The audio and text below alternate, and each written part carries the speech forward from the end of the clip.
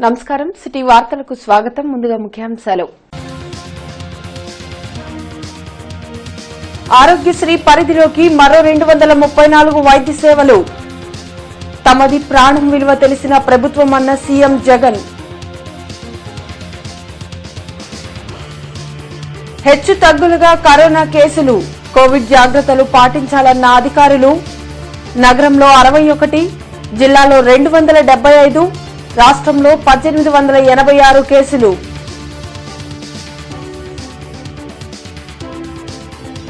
జిల్లాలో ఉత్సాహంగా నేతల పాదయాత్రలు. సీఎం జగన్ ఇచ్చిన హామీలన్నీ నెరవేరుస్తున్నారన్న ఎమ్మెల్యేలు.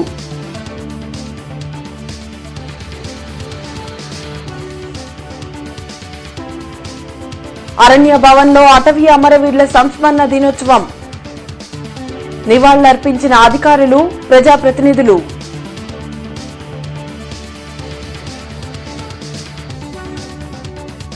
అలీనగర్ కు చెందిన యువతి అదృశ్యం కేసును ఛేదించిన పోలీసులు. ప్రీడే హతమార్చినట్లు అర్బన్ ఎస్పీ అమ్మిరెడ్డి వెల్లడి. నిన్న జిల్లాలో 275 కేసులు నమోదయ్యాయి. దీంతో ఆ సంఖ్య 69,987కి చేరింది. రాష్ట్రంలో 8,46,245 కేసులు నమోదైనట్లు వైద్య ఆరోగ్య శాఖ అధికారులు వెల్లడించారు. జిల్లాలో రాష్ట్రంలో కరోనా కట్టడి అవుతున్నప్పటికీ కేసుల సంఖ్య తగ్గడం లేదు. ప్రజల్లో కరోనా గురించి చైతన్యం వస్తేనే కరోనాను నియంత్రించగలం. ప్రతి ఒక్కరూ కోవిడ్ నిబంధనలు పాటించాలని అధికారులు సూచిస్తున్నారు. జిల్లాలో మంగళవారం 275 కేసులు నమోదయ్యాయి. దీంతో ఆ సంఖ్య స్టేట్ హెల్త్ బులెటిన్ ప్రకారం 69,987కు చేరింది. ఒక్కరు మృతి చెందడంతో మరణాల సంఖ్య 633కి చేరింది. 275 కేసులు నమోదు కాగా నగరంలోనే 61 కేసులు నమోదయ్యాయి. నగరంలో నమోదైన కేసుల వివరాలు ఇలా ఉన్నాయి. Amaravati road 2, Annapurna Nagar 1, Arundelpet 6, Brodipet 1, AT Agraharam 3, JKC Nagar 1, RTC colony 1, Gorantla 3, Buchchethota 1, Pattabhipuram 1, Chaitanyapuri colony 2, Dwaraka Nagar 2, Srinagar 2, Krishnanagar 2, Sangadigunta 1, Sarada colony 8, NTR Nagar 1, Pandaripuram 1, Sambalgaruvu 3, SVN colony 1, Syamalanagar 1, Velangini Nagar 1, Vengalarao Nagar 1, Vikas Nagar 2, Rajendra Nagar 2, Navabharat Nagar 2, జన్మభూమి నగర్ 1 కేసు నమోదైంది. ఇక జిల్లాలో అమరావతి 1, అచ్చంపేట 1, గుంటూరు రూరల్ 3, క్రోసూరు 2, మంగళగిరి 10, మేడికొండూరు 1, పెదకాకాని 7, పెదకూరపాడు 5, పెదనందిపాడు 7, ఫిరంగిపురం 3, సత్తెనపల్లి 6, తాడేపల్లి 21, తాడికొండ 3, తుళ్లూరు 6, వట్టిచెరుకూరు 3, దాచేపల్లి 1, కారంపూడి 2, మాచర్ల 7, పిడుగురాళ్ల 2, రెంటచింతల 4, వెల్దుర్తి 2, చిలకలూరుపేట 3, ఎడ్లపాడు 1, నాదెండ్ల 3, నర్సరావుపేట 12, నూజెండ్ల 2, నకరికల్లు 4, రొంపిచెర్ల 4, వినుకొండ 2, అమృతలూరు 2, బాపట్ల 14, చేబ్రోలు 9, చెరుకుపల్లి 8, దుగ్గిరాల 3, కాకుమాను 3, కర్లపాలెం 3, నగరం 1, నిజాంపట్నం 1, పిట్టలవానిపాలెం 2, పొన్నూరు 9, రేపల్లె 2, తెనాలి 24, చుండూరు 3, వేమూరు 2 కేసులు నమోదయ్యాయి. అదేవిధంగా రాష్ట్రంలో 1,886 కేసులు నమోదయ్యాయి. దీంతో ఆ సంఖ్య 8,46,245కు చేరింది. 8,18,473 మంది డిశ్చార్జ్ కాగా 20,958 మంది చికిత్స పొందుతున్నారు. 12 మంది కోవిడ్ బారిన పడి మరణించడంతో మరణాల సంఖ్య 6,814కి చేరింది. 67,910 శాంపిల్స్ పరీక్షించగా 1,886 మంది కోవిడ్ బారిన పడినట్లు అధికారులు హెల్త్ బులెటిన్లో వెల్లడించారు. ఆసుపత్రిలో 1,000 రూపాయలు దాటితే ఆరోగ్యశ్రీ కింద ఉచిత వైద్యం అందించే కార్యక్రమాన్ని రాష్ట వ్యాప్తంగా అమలు చేస్తున్నట్లు ముఖ్యమంత్రి వైఎస్ జగన్మోహన్ రెడ్డి ప్రకటించారు. నిరుపేదలు, నిస్సహాయులు ఆస్తులు అమ్ముకునే అవసరం లేకుండా ప్రభుత్వమే మెరుగైన వైద్యం అందించే పథకం ఆరోగ్యశ్రీ అని ముఖ్యమంత్రి వైఎస్ జగన్మోహన్ రెడ్డి అన్నారు. వైద్యం ఖర్చులు 1000 రూపాయలు దాటితే ఆరోగ్యశ్రీ పరిధిలోకి తెచ్చే పథకాన్ని అన్ని జిల్లాలకు విస్తరింపచేసే కార్యక్రమాన్ని ఆయన ప్రారంభించారు. రాష్టంలో 1.42 కోట్ల కుటుంబాలను ఈ పథకం పరిధిలోకి తెచ్చినట్లు వివరించారు. మొత్తం 2434 చికిత్సలను ఆరోగ్యశ్రీ పరిధిలోకి ప్రభుత్వం తెచ్చింది. వైద్యం, ఆరోగ్యపరంగా మేనిఫెస్టోలో ఇచ్చిన హామీని నిలబెట్టుకున్నట్లు సీఎం జగన్ తెలిపారు. ప్రతి హాస్పిటల్లో ఆరోగ్య మిత్రులు ఉండేలా చూడాలని ఈ సందర్భంగా అధికారులను ఆదేశించారు. వైద్యం, ఆరోగ్యం పరంగా మేనిఫెస్టోలో ఇచ్చిన ప్రతి వాగ్దానాన్ని నిలబెట్టుకుంటూ అడుగులు ముందుకు వేశాం. ఈరోజు హైదరాబాద్ కానీ, బెంగళూరు కానీ, చెన్నై నగరాలలో దాదాపుగా 130 పైచిలుకు హాస్పిటల్స్లో ఈరోజు సూపర్ స్పెషాలిటీ హాస్పిటల్స్ అన్నింటినీ కూడా ఆరోగ్యశ్రీ పరిధిలోకి తీసుకురావడం జరిగింది. ఉచితంగా అక్కడ కూడా వైద్యం అందించే, సూపర్ స్పెషాలిటీ హాస్పిటల్స్లో వైద్యం అందించే పరిస్థితిని తీసుకురాగలిగాం. రాష్ట్రంలోని దాదాపుగా 95% పైగా కుటుంబాలకు ఉచితంగా ఈరోజు కంటి పరీక్షలు, చికిత్స చేసి కంటి వెలుగు కార్యక్రమం కూడా ఈరోజు ప్రారంభించాం. గుంటూరు పశ్చిమలోని శ్రీనివాసరావు తోట, కేవీపీ కాలనీ, రామనామ క్షేత్రం తదితర ప్రాంతాల్లో జగనన్న ప్రజల్లో నాడు, ప్రజలతో నేడు పాదయాత్ర జరిగింది. ఎమ్మెల్యే మద్దాలి గిరిధర్, వైసీపీ నగరాధ్యక్షులు పాదాతి రమేష్ గాంధీ, వైసీపీ నేత కావటి మనోహర్ నాయుడు, ఏఎంసీ చైర్మన్ చంద్రగిరి ఏశ్రత్నం యాత్రలో పాల్గొన్నారు. ఇంటింటా ప్రజా సమస్యలను ఆరా తీశారు. రోడ్లు, డ్రైన్లు వంటి మౌలిక వసతుల కల్పనకు చర్యలు తీసుకుంటామని ఎమ్మెల్యే మద్దాలి గిరిధర్ ప్రకటించారు.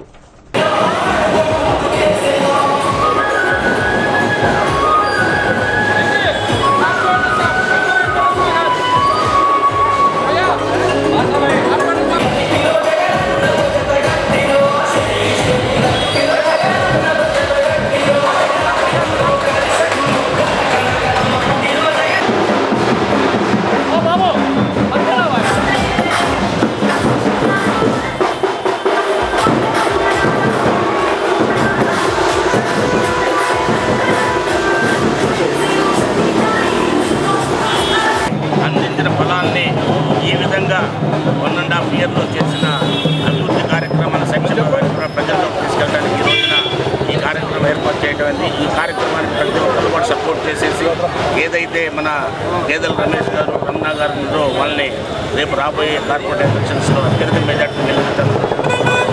జగన్మోహన్ రెడ్డి గారు పాదయాత్ర చేశారో ఆ పాదయాత్రలో ఏదైతే సంక్షేమ పథకాలు ప్రవేశపెడతామో ఆ సంక్షేమ పథకాలు ప్రవేశపెట్టడం కాకుండా అనేకమైనటువంటి ప్రజారంజక పాలనను ప్రవేశపెట్టిన ఏకైక ముఖ్యమంత్రి, ఏకైక పార్టీ వైఎస్ఆర్ కాంగ్రెస్ పార్టీ అని చెప్తా ఉన్నాను. అదేవిధంగా ఈ రాష్ట్రంలో జగన్మోహన్ రెడ్డి గారి నాయకత్వంలో ఇప్పుడే కాదు ఎప్పుడు కూడా వైఎస్ఆర్ కాంగ్రెస్ పార్టీ అధికారంలో ఉంటుందని చెప్తూ ఈ ప్రాంతానికి సంబంధించినటువంటి వైఎస్ఆర్ కాంగ్రెస్ పార్టీ కార్పొరేటర్ అభ్యర్థిగా మరి నిమ్మల రమణ గారు రేపు జరగబోయే మున్సిపల్ కార్పొరేషన్ ఎన్నికలలో మా పార్టీ అభ్యర్థిగా నిలబడిపోతా ఉన్నారు. వారిని కూడా అత్యధికమైనటువంటి మెజారిటీతో ఈ ప్రాంత ప్రజలు గెలిపించుకోవాలి. అదే జగనన్న ప్రజల్లో నాడు, ప్రజలతో నేడు పాదయాత్ర గుంటూరు తూర్పులోని 5వ డివిజన్లో జరిగింది. ఎమ్మెల్యే ముస్తఫా, వైసీపీ నగరాధ్యక్షులు పాదాతి రమేష్ గాంధీతో పాటు వైసీపీ శ్రేణులు ఈ యాత్రలో పాల్గొన్నాయి. రామిరెడ్డి తోట, Prakash Nagar, old club road, Guntur వారి తోట తదితర ప్రాంతాల్లో ఇంటింటా పర్యటించారు. ప్రజా సమస్యలను అడిగి తెలుసుకున్నారు. సీఎం జగన్ అందిస్తున్న సంక్షేమ ఫలాలను అర్హులందరికీ అందిస్తామని ఎమ్మెల్యే ముస్తఫా ప్రకటించారు.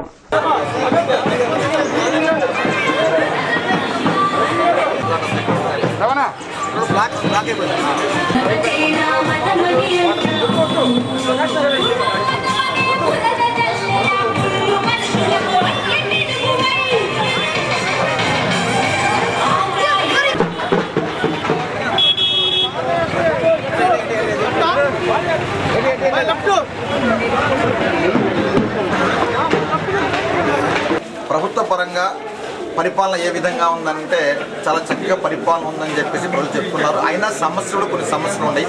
డ్రైనేజ్ సమస్యలు కానివ్వండి, లేకపోతే కాలువలు కానీ కొన్ని సమస్యలు ఉండి ఆ సమస్యలు చెప్పారు. వెంటనే అవి కూడా చేయడానికి ప్రణాళిక రూపొందించబడింది.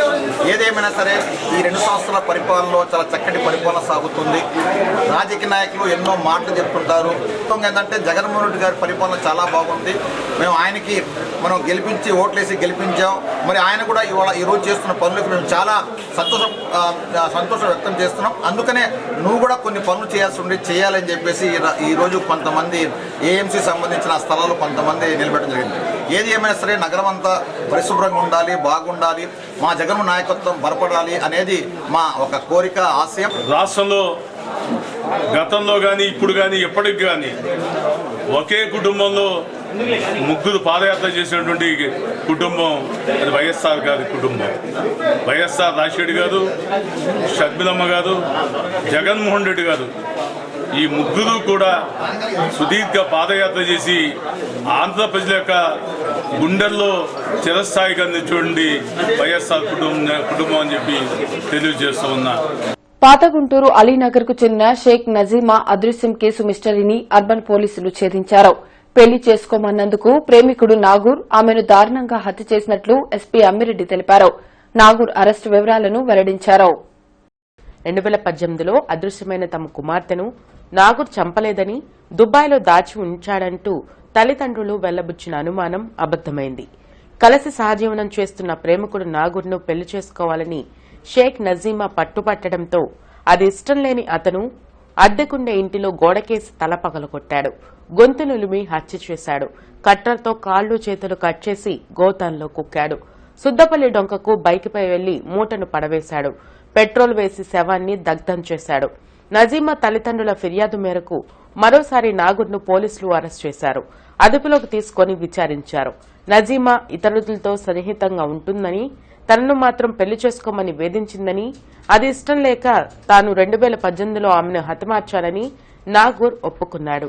తల్లిదండ్రులు పోలీసులు ప్రశ్నించినప్పుడు నజీమా వేరొకరిని ప్రేమించి వెళ్లిపోయిందని చెప్పి తప్పించుకున్నాడని ఎస్పీ అమ్మిరెడ్డి వివరించారు.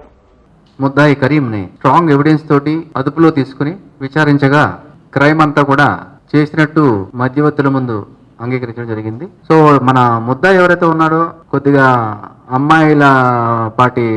అమ్మాయిలతో సహజీవనం చేయాలనే వ్యసనం ఉన్నటువంటి వ్యక్తి. సో ఈ వ్యక్తికి కొద్దిగా ఇట్లాంటి అలవాట్లు ఉండటం వల్ల తను ప్రపోజ్ చేసినటువంటి మ్యారేజ్ విషయంలో ఇంట్రెస్ట్ లేకుండా తనను వదిలించుకోవాలనే ఉద్దేశంతో ఇది చేయడం జరిగింది. ఆయన కూలంకషంగా మినిట్ బై మినిట్ ఎంటైర్ ట్రాన్సాక్షన్ని కళ్ళకు కట్టేటట్టు లాజికల్గా and with all reality confess చేయడం జరిగింది. సో ఇతన్ని వాళ్ళ ఈ కేసులో అరెస్ట్ చేసి జ్యుడిషియల్ రిమాండ్కి పంపించడం జరుగుతుంది. తడి పొడి చెత్త వేరు చేయడం, హోం కంపోస్టు తయారు చేయు విధానంపై వార్డు వాలంటీర్లకు అవగాహన కార్యక్రమం నగరపాలక సంస్థ ఆధ్వర్యంలో జరిగింది. స్వచ్ఛ గుంటూరు సాధనకు ప్రతి ఒక్కరూ కృషి చేయాలని నగర కమిషనర్ చల్లా అనురాధ కోరారు. తడి పొడి చెత్త వేరు చేయడం, హోం కంపోస్ట్ తయారు చేయడంపై వార్డు వాలంటీర్లకు అవగాహన కార్యక్రమం జరిగింది. తడి పొడి చెత్త వేరు చేయడం, కంపోస్ట్ తయారీపై ప్రజల్లో అవగాహన కల్పించాలని ఆమె కోరారు. ప్రజలు కాల్వల్లో వ్యర్థ పదార్థాలను వేయవద్దని ఆమె సూచించారు. అదేవిధంగా వాళ్ళ ఇంట్లో ఉన్న చెత్తను కూడా కాలువల్లో వేసేయడం చూస్తున్నారా లేదా మీరు? సో ఏమంటారు, కార్పొరేషన్ వాళ్ళు వచ్చి క్లీన్ చేయలేదు, వర్కర్స్ రావడం లేదు అంటారు. కానీ మనం ఏం చేస్తున్నాం అనేది ప్రజలు కూడా ఆలోచించాలి. కార్పొరేషన్లో ఉన్న వర్కర్స్ 1600 మంది వీళ్ళు వేసేటువంటి చెత్తని, కాలువల్లో వేసే చెత్తని, రోడ్ల మీద వేసే చెత్తని, లేకపోతే ఎక్కడంటే అక్కడ వేసే చెత్తని క్లీన్ చేయడానికి 1600 మంది, 9 లక్షల జనాభా ఉన్నటువంటి గుంటూరు కార్పొరేషన్లో వీళ్ళు వేసేటువంటి చెత్తనంతా క్లీన్ చేయడానికి 1600 మంది వర్కర్స్ అనేవాళ్ళు సరిపోరు. సో ఒకసారి క్లీన్ చేసిన తర్వాత రోడ్డు కానీ కాలువ కానీ మళ్ళీ దాన్ని కనీసం పాడు చేయకుండా, మళ్ళీ అక్కడ చెత్త వేయకుండా ఉంచితే మనకున్నటువంటి వర్కర్స్ సఫిషియెంట్గా సరిపోతారు. రాష్ట్ర అటవీ అమరవీరుల సంస్మరణ దినోత్సవం అరణ్య భవన్లో జరిగింది. అమరవీరులకు అటవీ పర్యావరణ శాఖ ప్రత్యేక ప్రధాన కార్యదర్శి ఆదిత్యనాథ్, ప్రధాన ముఖ్య సంరక్షణాధికారి ఎన్ ప్రదీప్, అటవీశాఖ సిబ్బంది పూలమాలలు వేసి నివాళులర్పించారు. అటవీ ప్రాంతాన్ని సంరక్షించేందుకు అటవీశాఖ సిబ్బంది తన ప్రాణాలను సైతం త్యాగం చేశారని అటవీ పర్యావరణ శాఖ ప్రత్యేక ప్రధాన కార్యదర్శి ఆదిత్యనాథ్ దాస్ అన్నారు. రాష్ట్ర అటవీ అమరవీరుల సంస్మరణ సభ జరిగింది.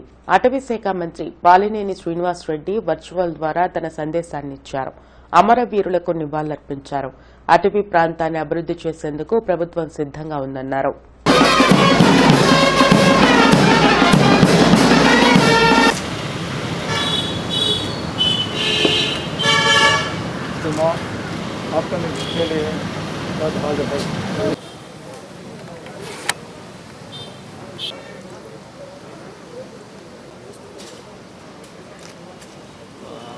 వాళ్ళ సర్వీసెస్కి ఒక రికగ్నిషన్ కూడా ఉంటుంది.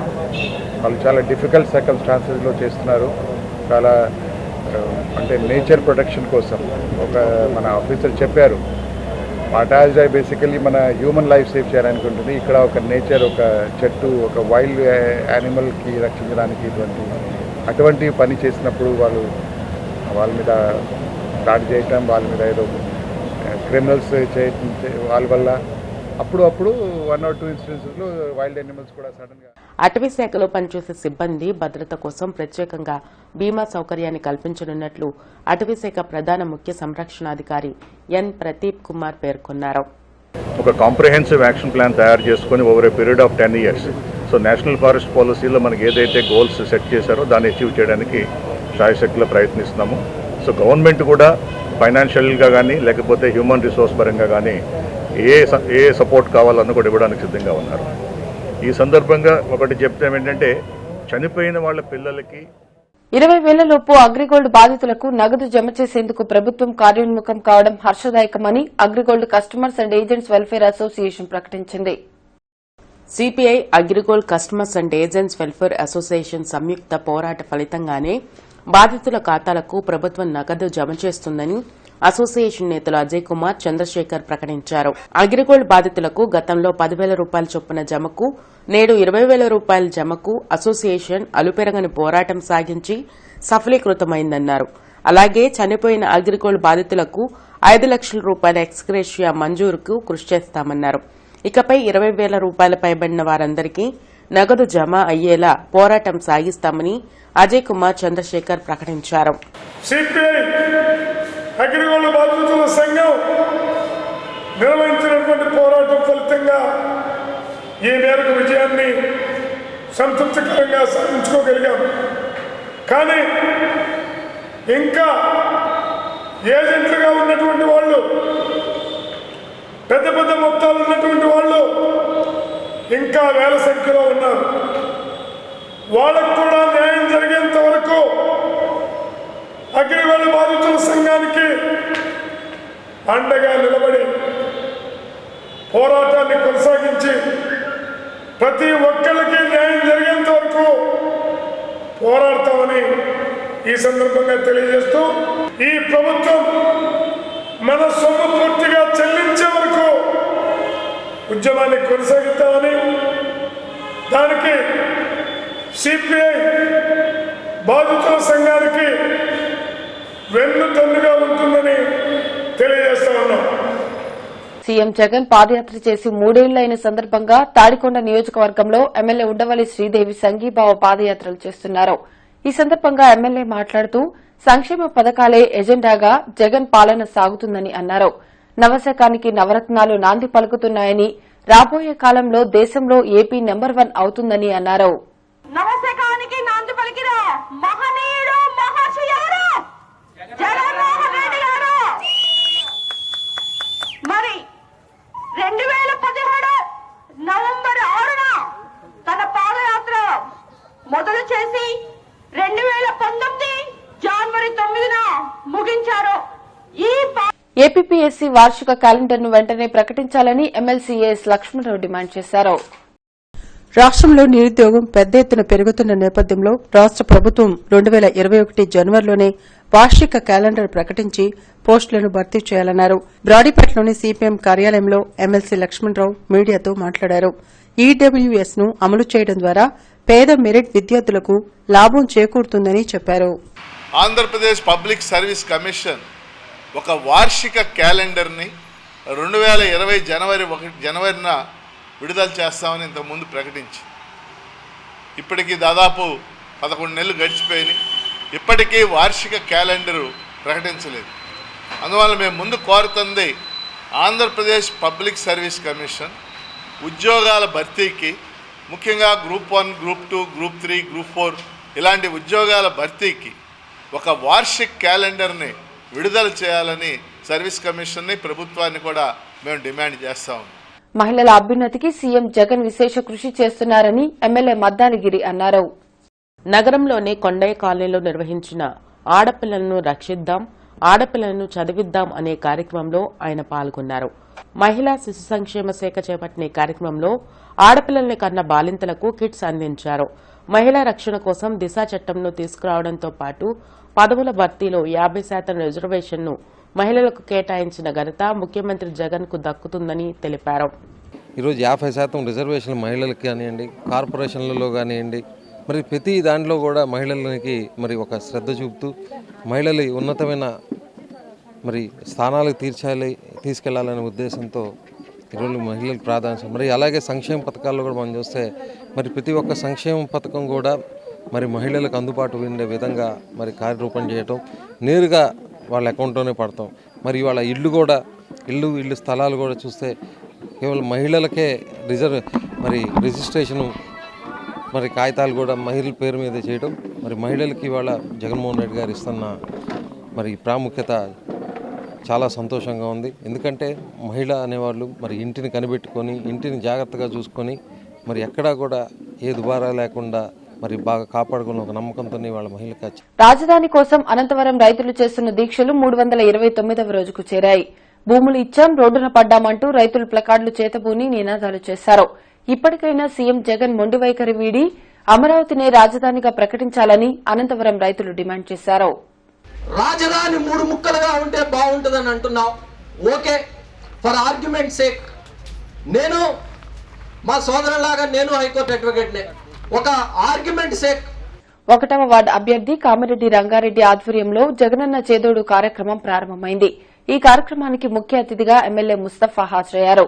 ఈ సందర్భంగా జగన్ చిత్రపటానికి పాలాభిషేకాలు నిర్వహించారు. కార్యక్రమంలో రమేష్ గాంధీ, శ్రీనివాసరెడ్డి, మున్సిపల్ అధికారులు, అభిమానులు, కార్యకర్తలు తదితరులు పాల్గొన్నారు.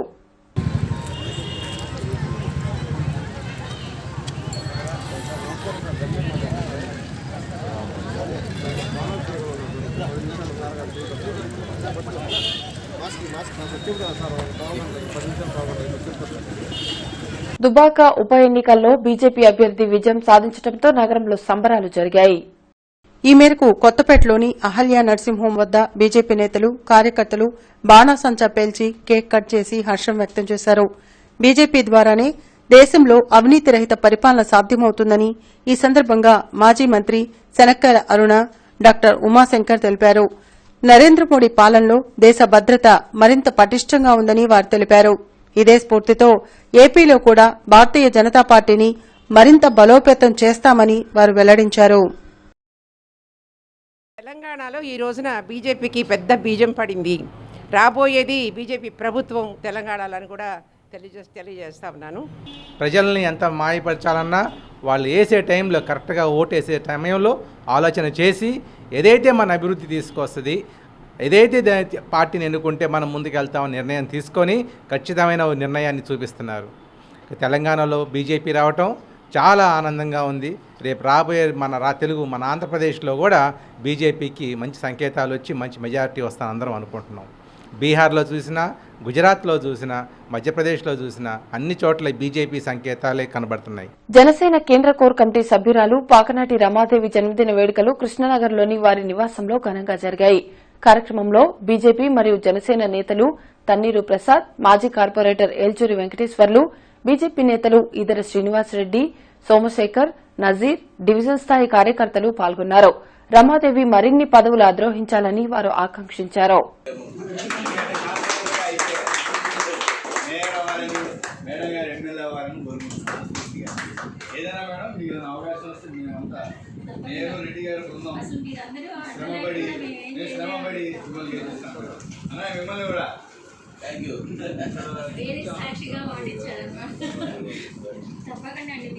ఈ నెల 16న లబ్దిదారులకు టిట్కో గృహ ప్రవేశాలు చేయిస్తామని సిపిఐ జిల్లా నగర కార్యదర్శులు అజయ్ కుమార్, మాల్యాద్రి ప్రకటించారు.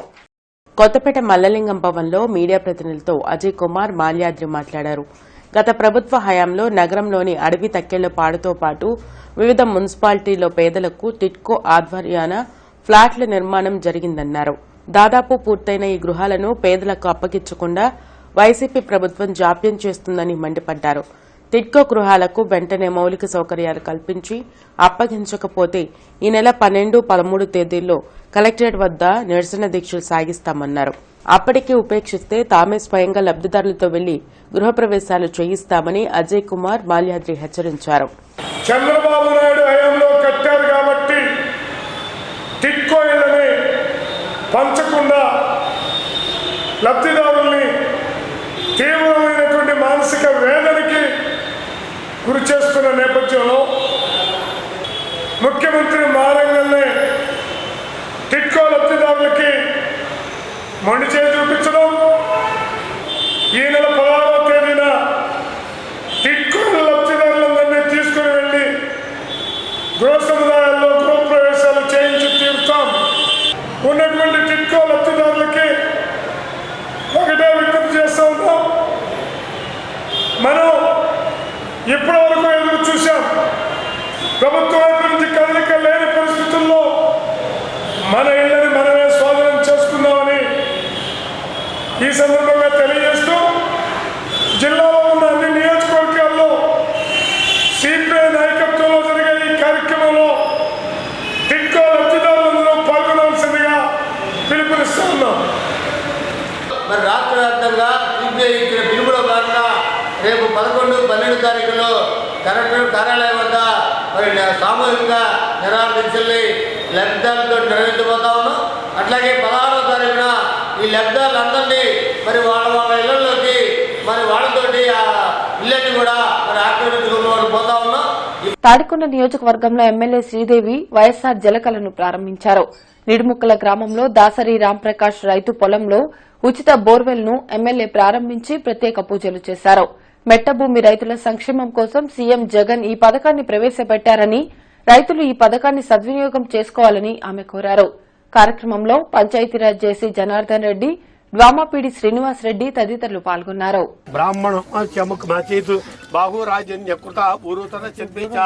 అభ్యాం భూమి స్తోత్ర అతు కల్పయం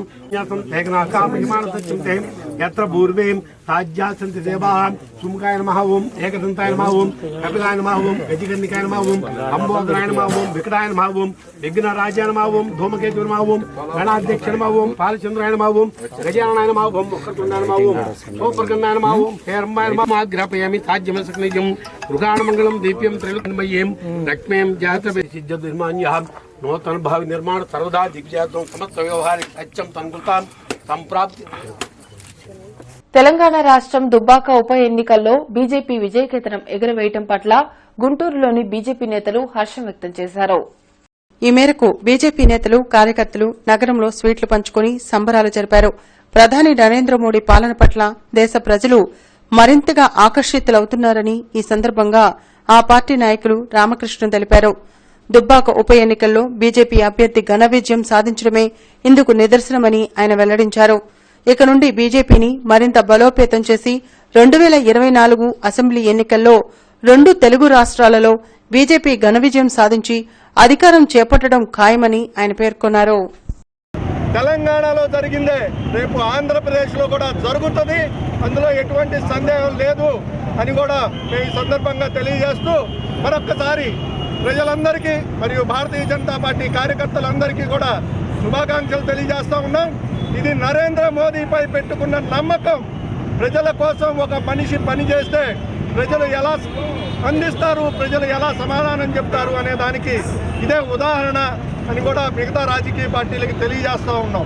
3 రాజధానుల వద్దు, అమరావతి ముద్దు అంటూ పెదపరిమి రైతులు ప్లకార్డులు చేతబూని తీవ్ర స్థాయిలో ఆందోళన చేస్తున్నారు. వీరి ఆందోళనలు 329వ రోజుకు చేరాయి. అమరావతిని రాజధానిగా ప్రకటించకపోతే ఆందోళనలు ఉధృతం చేస్తామని వారు హెచ్చరించారు.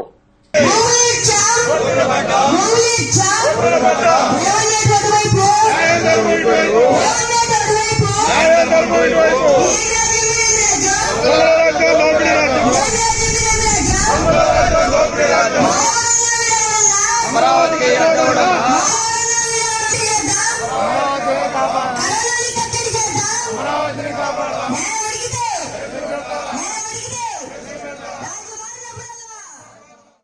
మండలం దొండపాడు గ్రామంలో ఈ నెల 12వ తేదీన రాజధాని ప్రాంత టిట్కో ఇళ్ల లబ్దిదారుల సదస్సు జరుగుతుందని సిపిఐ బృందం తెలిపింది. ఈ సందర్భంగా అజయ్ కుమార్ మాట్లాడుతూ టిట్కో ఇళ్ల లబ్దిదారులకు ఇల్లు ఇవ్వాలని, లేకపోతే ఈ నెల 16వ తేదీన లబ్దిదారులను సమీకరించి సిపిఐ నేతృత్వంలో ఆక్రమించి లబ్దిదారులకు ఇస్తామని తెలిపారు. ఈ సదస్సులో సిపిఐ రాష్ట కార్యదర్శి కె రామకృష్ణ, సహాయ కార్యదర్శి ముప్పాల నాగేశ్వరరావు, మాజీ ఎమ్మెల్యే తెనాలి శ్రావణ్ కుమార్ తదితరులు పాల్గొంటారని ఆయన తెలిపారు.